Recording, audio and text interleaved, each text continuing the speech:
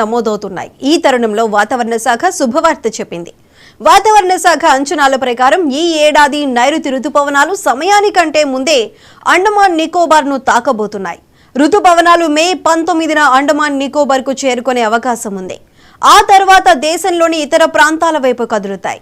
ప్రతి సంవత్సరం రుతుపవనాలు మే 22 నాటికి వస్తాయి. కానీ ఈసారి 3 రోజుల ముందుగానే రావచ్చని తెలిపారు. అదే సమయంలో లా నినాతో పాటు హిందూ మహాసముద్ర ద్విధ్రువ పరిస్థితులు కూడా ఈ ఏడాది రుతుపవనాలకు అనుకూలంగా మారుతున్నాయి.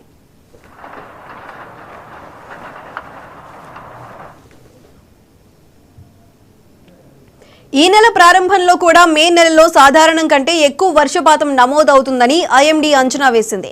మరో 2 రోజుల పాటు దక్షిణాది రాష్ట్రాలైన తమిళనాడు, కర్ణాటక, కేరళలో ఉరుములు మెరుపులతో కూడిన వర్షాలు కురిసే అవకాశం ఉంది. రుతుపవనాల రాకతో ఈ ఏడాది భారతదేశంలో సాధారణం కంటే ఎక్కువ వర్షపాతం నమోదయ్యే అవకాశం ఉంది. ఈ రుతుపవనాలు జూన్ 10 నాటికి మహారాష్ట్రకు చేరుకుంటాయి.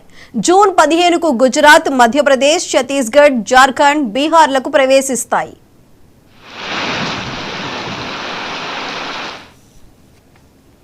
కాగా జూన్ 20న ఇది గుజరాత్లోని అంతర్గత ప్రాంతాలు, ఎంపీ, ఉత్తరప్రదేశ్ మధ్య ప్రాంతాలను తాకే అవకాశం ఉంది.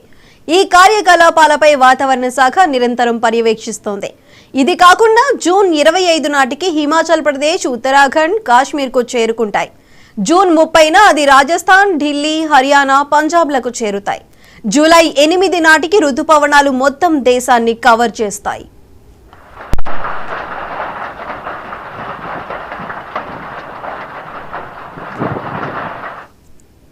ఈ నెల ప్రారంభంలో కూడా మే నెలలో సాధారణం కంటే ఎక్కువ వర్షపాతం నమోదవుతుందని ఐఎండీ అంచనా వేసింది. మరో 2 రోజుల పాటు దక్షిణాది రాష్ట్రాలైన తమిళనాడు, కర్ణాటక, కేరళలో ఉరుములు మెరుపులతో కూడిన వర్షాలు కురిసే అవకాశం ఉంది.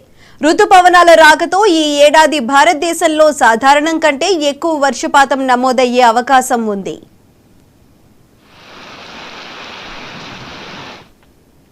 ఈ రుతుపవనాలు జూన్ 10 నాటికి మహారాష్ట్రకు చేరుకుంటాయి. జూన్ 15కు గుజరాత్, మధ్యప్రదేశ్, ఛత్తీస్గఢ్, జార్ఖండ్, బీహార్లకు ప్రవేశిస్తాయి. కాగా జూన్ 20న ఇది గుజరాత్లోని అంతర్గత ప్రాంతాలు, ఎంపీ, ఉత్తరప్రదేశ్ మధ్య ప్రాంతాలను తాకే అవకాశం ఉంది.